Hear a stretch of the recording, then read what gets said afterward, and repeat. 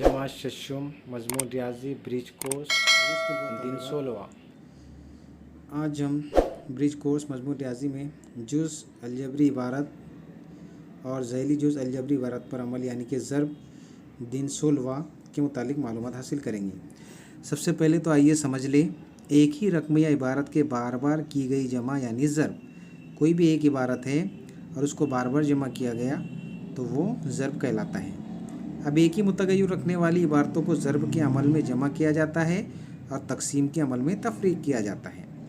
जैसे कि 2 मरतबा 2x मसावी क्या, यानी 2 मरतबा इस इबारत की जमा करने पर क्या जवाब हासिल होगा वो देखें। अगर 2x में हम यहाँ पर बताया गया है 2x में हम जमा 2x कर रहे हैं तो उसका जवाब क्या आता है 4x। इसी तरीके से 4 मरतबा अगर 3xy लेने पर इसकी हासिल जमा 12xy होती है या नहीं देखे तो यहाँ पर 4 ज़रब 3xy, यानी कि यहाँ पर आदत को आदत से ज़रब दे रहे हैं हम लोग। और जो यहाँ पर अददी ज़रिब दिया गया है ये मुतगय्यर जो मुतगय्यर दिया गया है यहाँ पर जो xy है ये मुतगय्यर है, तो आदत को ज़रब दी हमने 4xy, 4 ज़रब 3xy मसावी 12xy, यानी कि 4 से 3 को ज़रब दिया तो 4 तिया 12 और 12xy इसका जवाब आ रहा है। अब उसी तरीके से अगर 2x मरतबा 4x लिया जाए तो ज़रब के अमल से हासिल ज़रब क्या होगा देखिए। अब यहाँ 2x है, 2x ज़रब 4x, यानी कि 2x से हमको 4x को ज़रब देना है। अब इसकी अददी ज़रिब देखें हम तो इस तरह लिखेंगे। पहले जो आदाद है आदाद को एक साथ लिख लेंगे हम, इस पहली जानिब का 2 ले लेंगे और उसके बाद में जो दूसरी तरफ दी गई रकम 4, यहाँ 4 उतार लेंगे, 2 ज़रब 4।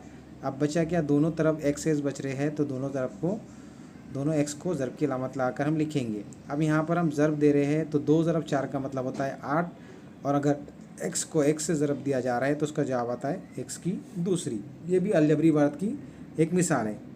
अगर मुतगय्यर अलग अलग हो तो ज़रब किस तरह करेंगे। अब देखो यहाँ पर मुतगय्यर x, दोनों के मुतगय्यर एक जैसे थे तो हमने इस तरह से सवाल हल किए। अब अगर सपोज़ मुतगय्यर अलग होते हैं, यहाँ पर 3xy ज़रब 2pq, तो किस तरह से हम ये सवाल हल करेंगे। तो यहाँ पर दिया गया है, हम पहले आदात जो तरीका है पहले जिसमें हमने आदात लिखे थे, ये पहली रकम में से 3 ले रहे हैं और दूसरी तरफ से 2 ले रहे हैं, तो 3 ज़रब 2, और बाकी जो बचता है पहली अलामत पहली रकम में से बच रहा है xy, पहली इबारत में से बच रहा है xy और दूसरी इबारत में बच रहा है pq, तो उनको ज़रब की अलामत लाकर लिखेंगे। अब फिर यहाँ पर इनको अगर हम ज़रब देंगे 3 दूनी 6, ये 6 जैसा कि वैसा, और बाकी जो अददी ज़रिए बाकी जो मुतगय्यर बचते हैं xy और pq उसको जैसा कि वैसा हम लोग लिख लेंगे। ठीक है, ये थी अलजबरी इबारतों की मिसालें। अब ये मेरी समझ में आया, हमने जो मिसालें हल किए, ये मिसालें देखें, इससे बात पता चलती है कि जब अलजबरी इबारतों की ज़रब करते हैं तब असास और असास यानी आदात की ज़रब करते हैं तो मुतगय्यर और मुतगय्यर की ज़रब करते हैं। मैंने आपको बताया यहाँ पर असास और मुतगय्यर, असास दिया गया जैसे जो अददी ज़रिब दिया गया है 3, तो यहाँ पर 2 को हमने इससे ज़रब दिए। उसी तरीके से जो अल्फ़ाबेट दिए गए हैं xy pq, इसे मुतगय्यर कहा जाता है, मुतगय्यर को मुतगय्यर से ज़रब दिए। अब उसी तरीके से अगर मुतगय्यर मौजूद है तो अलजबरी इबारतों पर आमाल के उसूल और ज़ाब्तों के मुताबिक ज़रब करते हैं। ये हमने देखे। अगर यकसा मुतगय्यर वाली एक जैसी रकमें ना हो तो इनकी ज़रब की शक्ल भी लिखते हैं। अब देखिए, आइए हम जो हमने ये मिसालें भी हल किए थे 16वें दिन, तो अब देखते हैं, आइए मश्क करें। यहाँ पर 3 सवाल दिए गए। अब ये 3 सवाल के जवाब सही है या गलत है तो हम इसको हल करके देखेंगे।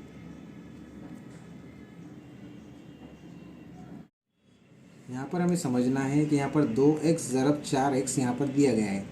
अब इसमें जो 2 और ये 4 दिया गया है, ये दोनों, ये 2 और ये 4, ये दोनों है तो अदद है, और ये जो अल्फ़ाबेट की शक्ल में नज़र आ रहा है x, यहाँ से a से लेकर z तक हम कोई भी अगर अल्फ़ाबेट का इस्तेमाल करते हैं तो उसे मुतगय्यर कहा जाता है। अदद को अदद या अददी ज़रिब भी कहते हैं, और जो अल्फ़ाबेट होते हैं उसे मुतगय्यर कहा जाता है। अब यहाँ पर एक मिसाल दी गई थी ऊपर, आइए समझने में हमने एक मिसाल हल करे थे कि यहाँ पर एक सवाल दिया गया है 2x ज़रब 4x। अब इसको हल करना है। हल करने के दौरान इसमें एक बात का ध्यान रखना कि जो आदाद है पहले आदाद को लिखेंगे हम। पहले क्या दिया गया 2 ज़रब, फिर इधर क्या दिया गया 4 ज़रब। अब ये दोनों आदाद को लिखने के बाद में जो अददी ये जो मुतगय्यर बचता है यानी कि जो अल्फ़ाबेट बचते हैं उनको ज़रबी शक्ल में लिखेंगे x ज़रब x। अब इनको हल करते हैं हम।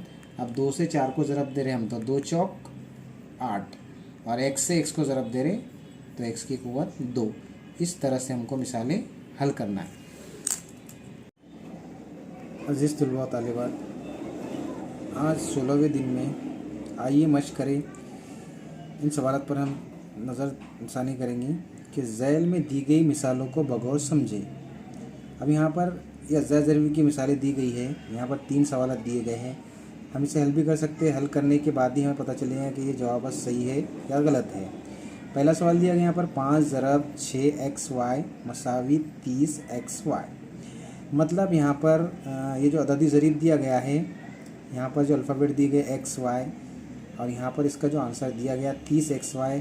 अब ये जवाब सही है, ये हल करने के बाद ही हमें पता चलेगा। तो चलिए देखते हम ये जवाब को ये सवाल को हल करके देखते हैं कि जवाब वही आता है। तो यहाँ पर सवाल है 5 ज़रब 6xy, 5 ज़रब 6xy, यहाँ पर ये सवाल दिया गया है। अभी सवाल को हम जवाब देखेंगे कि जवाब क्या आता है। इसको हल करने के बाद हमको समझ में आएगा। अब यहाँ पर अगर हम देखें इस सवाल को, अगर हम हल करते हैं 5 से हमको 6xy को ज़रब देना है, तो हम इसे 6xy को 5 से यहाँ पर ज़रब देते हैं। अब यहाँ पर ये जो अददी ज़रीब दी गए यहाँ पर xy अल्फ़ाबेट को हम जैसे कि वैसे ही उतार देंगे, और यहाँ पर जो अदद दिए गए दोनों आदात को ज़रब देंगे। 5 छंग 30, तो इसका जवाब क्या आ रहा है 30xy। यानी कि यहाँ पर जो सवाल का जवाब दिया गया है 5 ज़रब 6xy मसावी 30xy, ये दुरुस्त है। अब उसी तरीके से हम दूसरा सवाल देखते हैं यहाँ पर। अब यहाँ पर अगर हम दूसरा सवाल देखें, ये 5x से ये 6xy को ज़रब देना है, ठीक है। अब ये 5x से 6xy को अगर हम ज़रब देते हैं तो ये 5 छंग कितना हो रहा है। पहले हम आदत को आदत से ज़रब देते हैं, इसको इससे ज़रब देते हैं। 5 छंग कितना होता है 30, ओके। फिर x से x को ज़रब दे रहे तो यहाँ पर क्या हो जाएगा x की दूसरी। अब यहाँ पर बचता क्या है y, तो ये y हमने उतार दिया, यानी कि ये भी जवाब दुरुस्त है। फिर आते हैं हम तीसरे सवाल पे। 3xz ज़रब 4y, 3xz ज़रब 4y। तो मैंने आपको बताया यहाँ पर पहले हम आदात को आदात से ज़रब दे देंगे। यहाँ पर अगर हम 3 से 4 को ज़रब देते तो 3 और 3 चौक 12। अब बच रहा क्या है यहाँ पर xz, तो यहाँ पर हम इसको तरतीब में लिखेंगे। x के बाद क्या आता है, या x के बाद क्या आता है y, और ये z, यानी कि तीनों जवाब दुरुस्त है।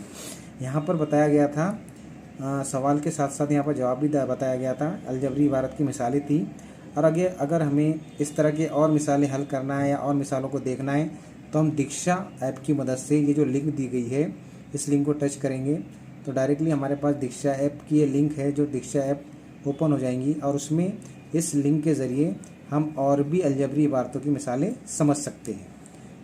चलिए इंशाल्लाह कल फिर मुलाकात होगी 17वें दिन।